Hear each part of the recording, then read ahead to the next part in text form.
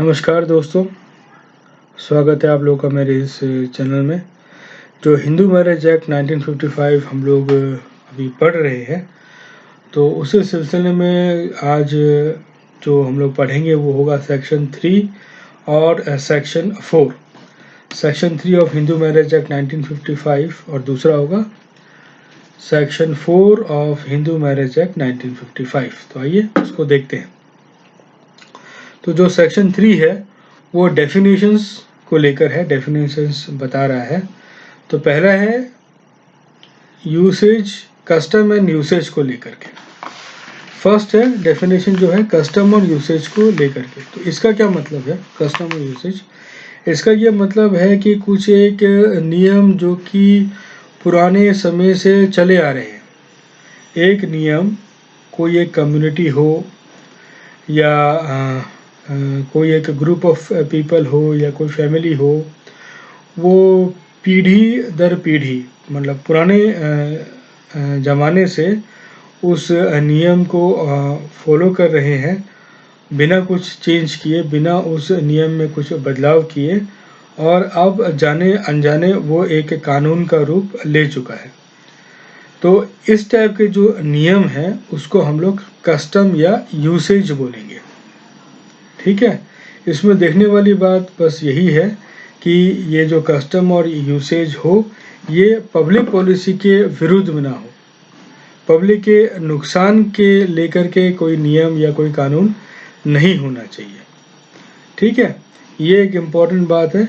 और दूसरा, अगर ये जो नियम है ये अगर कुछ एक फैमिली के ऊपर में अगर ये लागू है, कुछ एक फैमिली ही इसको अगर फॉलो कर रही है, तो ये देखने वाली बात ये होगी कि फैमिली ने उस नियम को छोड़ा नहीं है, वो नियम वो कर रही थी, कर रही है, चले जा रहा है। तो उसको हम लोग कस्टम और यूसेज बोलेंगे। दूसरा जो है नंबर बी जो है वो है डिस्ट्रिक्ट कोर्ट। तो हिंदू मैरिज एक्ट में जो 1955 है उसमें डिस्ट्रिक्ट कोर्ट का मतलब होगा सिटी सिविल कोर्ट, जो कि शहर का जो सिविल कोर्ट है, सिटी सिविल कोर्ट होता है वो कोर्ट, या फिर प्रिंसिपल सिविल कोर्ट जो होता है वो कोर्ट। लेकिन आज मान लीजिए कि अगर ना ही तो सिटी सिविल कोर्ट है और ना ही प्रिंसिपल सिविल कोर्ट है, कोई है नहीं, तो जो स्टेट गवर्नमेंट होगी वो ऑफिशियल गैजेट में जिस जो भी कोर्ट है, जिस कोर्ट को भी बोलेगी, बताएगी कि जो हिंदू मैरिज एक्ट 1955 से जो रिलेटेड जो मैटर्स होंगे, जो केसेस होंगे, वो इस कोर्ट में लिए जाएंगे या इस कोर्ट में लड़े जाएंगे। तो उस कोर्ट को भी डिस्ट्रिक्ट कोर्ट बोला जाएगा। तो इसमें हो गया कि डिस्ट्रिक्ट कोर्ट के अंदर हो गया आपका जो सिटी सिविल कोर्ट होता है, प्रिंसिपल सिविल कोर्ट होता है, या फिर वो सब कोर्ट जो कि स्टेट गवर्नमेंट अपनी ऑफिशियल गैजेट में बताएगी कि हिंदू मैरिज एक्ट 1955 से रिलेटेड केसेस सब इस कोर्ट के अंदर लड़े जाएंगे या लिए जाएंगे। तो उस कोर्ट को हम लोग डिस्ट्रिक्ट कोर्ट बोलेंगे।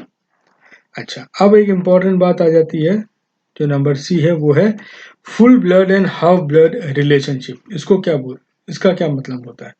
फुल ब्लड और हाफ ब्लड। फुल ब्लड का मतलब होता है कि सेम माँ बाप, मतलब मान लीजिए कि एक लड़का है ए और एक लड़की है बी।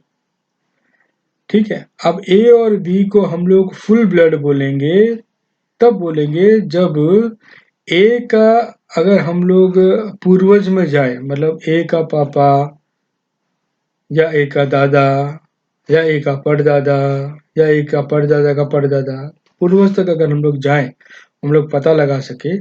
और उसी तरीके से बी का पिताजी या माता जी, ठीक है ना, माँ या बाप जो भी हो सकता है, लड़का का भी माँ या बाप दोनों में से कोई भी हो सकता है।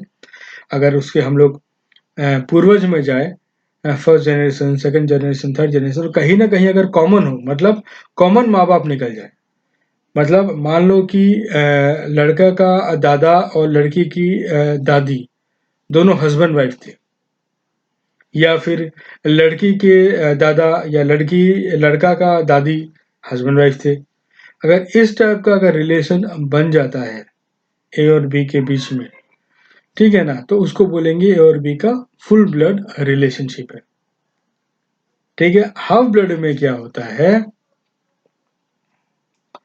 हाफ ब्लड में जो मेल फैक्टर है, जो पूर्वज में जो मेल फैक्टर है वो तो सेम रहेगा, फीमेल चेंज हो सकती है। जैसे यही एग्जांपल में अगर हम लोग समझें कि ए और बी लड़का लड़की है, प्रेजेंट लड़का लड़की है। अब ए का मान लो कि पापा का पापा मतलब ए का दादा, ए का दादा की ए का हो गया दादा, ठीक है। और ए का हो गया दादा, और दूसरा हो गया जो बी है, बी का भी जो दादा है वो कॉमन है, वो ए है, मतलब दादा है वो भी कॉमन है, ठीक है। लेकिन जो माँ है, ए की जो माँ है और बी की जो ए की जो परदादी है और बी की जो परदादी है वो अलग अलग है। हम लोग इसको आपस में समझते हैं, थोड़ा कंफ्यूजिंग है। जैसे ए और बी लड़का लड़की हो गए करंट के।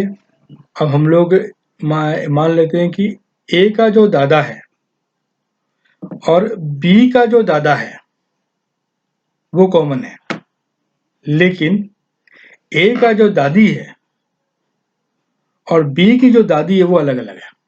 मतलब ए मान लीजिए 2 शादी किया था, तो उसको बोलते हैं हाफ ब्लड। फुल ब्लड में क्या था, ए का दादा ए की दादी, बी का दादा बी की दादी सेम है, एक ही है, लेकिन हाफ में अलग है, ठीक है। पूर्वज में एग्जाम्पल में दादा का दिया, हो सकता है परदादा हो सकता है परदादा का परदादा हो सकता है पिताजी हो, ये हो सकने वाली बात है। लेकिन कंसेप्ट बेसिक यही है कि एक में कॉमन है और दूसरा में मेल पार्ट कॉमन है लेकिन फीमेल पार्ट अलग अलग है। और यूटेरिन जो ब्लड है, यूटेरिन ब्लड जो है, जो कि पॉइंट नंबर डी में बोला गया, यूटेरिन ब्लड में सेम कंसेप्ट पकड़ लो आप। इसमें डिफरेंस सिर्फ यही है कि फीमेल तो एक है लेकिन मेल अलग अलग है। मतलब ए और बी करंट में हो गया। अब ए की जो दादी है और बी की जो दादी है वो सेम है, लेकिन ए का जो दादा है और बी का जो दादा है वो अलग अलग है। तो यूटेरिन और हाफ ब्लड में डिफरेंस यही है। हाफ ब्लड में मेल कॉमन रहता है, फीमेल चेंज होती है। यूटेरिन में फीमेल सेम रहती है, मेल चेंज होता है, ठीक है। ये हो गया आपका यूटेरिन। प्रिस्क्राइब का मतलब होता है जो इस एक्ट के अंदर प्रिस्क्राइब किया गया है। अब यहाँ पर हिंदू लॉ में और एक इम्पॉर्टेंट चीज है, वो है सपिंडा रिलेशनशिप। सपिंडा का मतलब क्या होता है, सपिंडा रिलेशनशिप किसको बोलते हैं? तो पहले तो हम लोग देखेंगे कि सपिंडा रिलेशनशिप निकाली कैसे जाती है, तरीका क्या है निकालने का। तो इसमें है कि लड़का हो या लड़की हो, ठीक है ना, दोनों का लेते हैं। अब लड़का का जो फादर की साइड होगी उसमें हम लोग लेंगे 5 जनरेशन, और लड़का का जो मदर की साइड होगी उसमें लेंगे हम लोग 3 जनरेशन। सिमिलरली लड़की जो प्रेजेंट केस में है उसके जो पापा होंगे, फादर होंगे, उसकी तरफ से तो लेंगे 5 जनरेशन, और लड़की की जो माँ होगी उसकी तरफ से लेंगे 3 जनरेशन, ठीक है। अब समझते हैं कैसे। मान लीजिए प्रेजेंट केस में जो लड़का है, ठीक है, तो ए का जो फादर, तो ए को तो हम लोग ले लेंगे फर्स्ट जनरेशन। अब उसके ऊपर हम लोग और ऊपर 4 जनरेशन तक जाएंगे। जैसे कि ए हुआ, ए का पापा, ए का दादा, ए का परदादा, ए का परदादा का दादा, परदादा का पापा। तो ये हो गया 4 जनरेशन ए की तरफ से। और ए की माँ की तरफ से हो गया आपका ए हो गया फर्स्ट जनरेशन, फिर माँ सेकंड जनरेशन, फिर माँ की माँ और उनकी माँ। तो ये हो गया 3 जनरेशन। ठीक उसी तरीके से हम लोग फीमेल का निकालेंगे। फीमेल की मेल की तरफ से 5 जनरेशन और फीमेल की तरफ से 3 माँ की तरफ से 3 जनरेशन। तो इस तरीके से हम लोग कैलकुलेशन करते हैं। अब दोनों ए और बी को हम लोग सपिंडा रिलेशनशिप कैसे बोलेंगे? तो पहला है कि ए बी का या ऊपर का कोई भी जनरेशन का लीनियर असेंडेंट हो, एक दूसरे का अगर लीनियर असेंडेंट हो,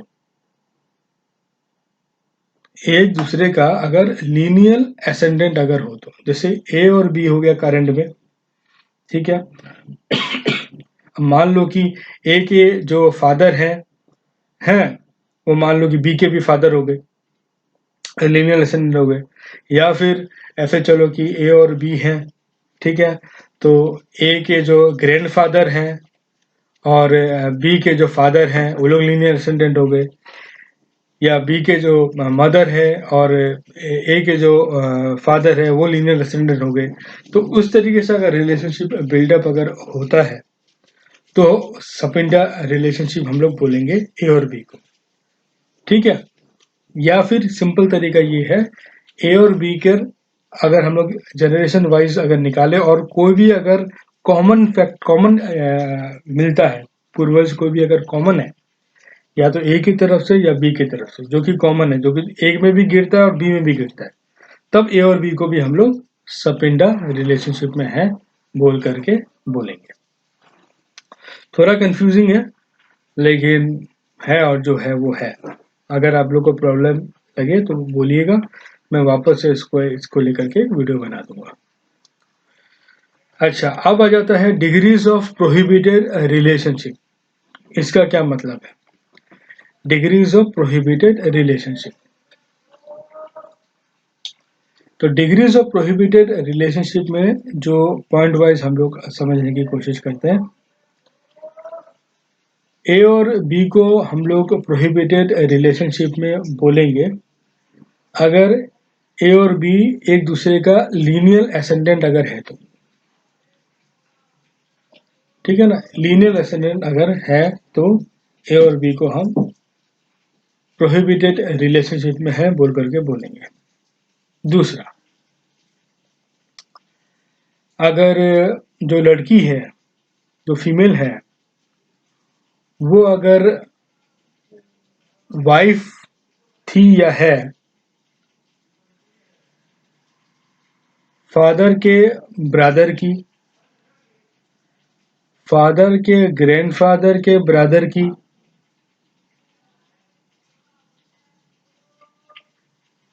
या फिर जो मदर है मदर के फादर मदर के ब्रदर की, या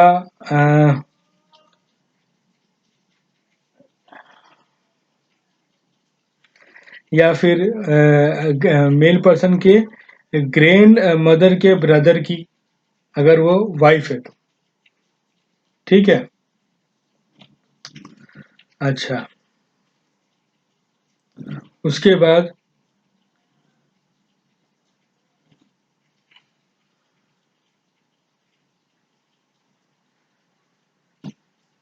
जो पर्सन है जो शादी करेगा वो अगर दूसरे पर्सन का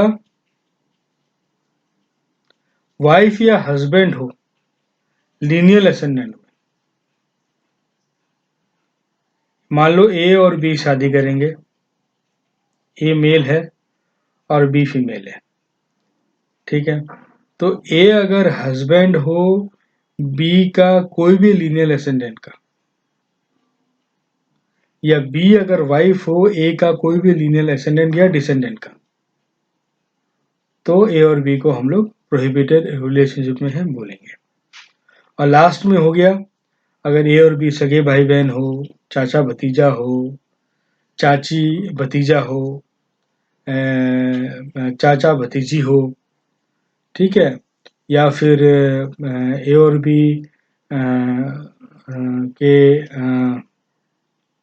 मतलब दो सगे भाई के बेटे बेटी हो, या दो सगी बहन के बेटे बेटी हो, तो इस केस में इसको डिग्रीज ऑफ प्रोहिबिटेड रिलेशनशिप बोला जाएगा। थोड़ा कंफ्यूजिंग है पर ठीक है, चलो। और ये जब निकालेंगे हम लोग सपिंडा रिलेशनशिप और ये डिग्रीज ऑफ प्रोहिबिटेड रिलेशनशिप, तो उसमें हम लोग full blood, half blood, यूटेरिन blood ये सब भी देखेंगे। Full blood, half blood, twin blood को भी हम लोग देखेंगे। तो ये तो हो गया सेक्शन 3 जो कि डेफिनेशंस को लेकर के है। और सेक्शन 4 है ओवरराइडिंग इफेक्ट ऑफ फैक्ट। ये जो कानून है इसका ओवरराइडिंग इफेक्ट, तो ये यही बोलता है कि ये कानून आने से पहले अगर कोई नियम या कोई टेक्स्ट अगर चल रहे थे और उस नियम और उस टेक्स्ट को कोडिफाई कर दिया गया या कानून के रूप में तब्दील कर दिया गया इस एक्ट के अंदर, तो तब्दील कर देने के बाद वो जो चल रहे थे वो अब नहीं चलेंगे, क्योंकि वो तो ऑलरेडी इस एक्ट के अंदर आ ही गए।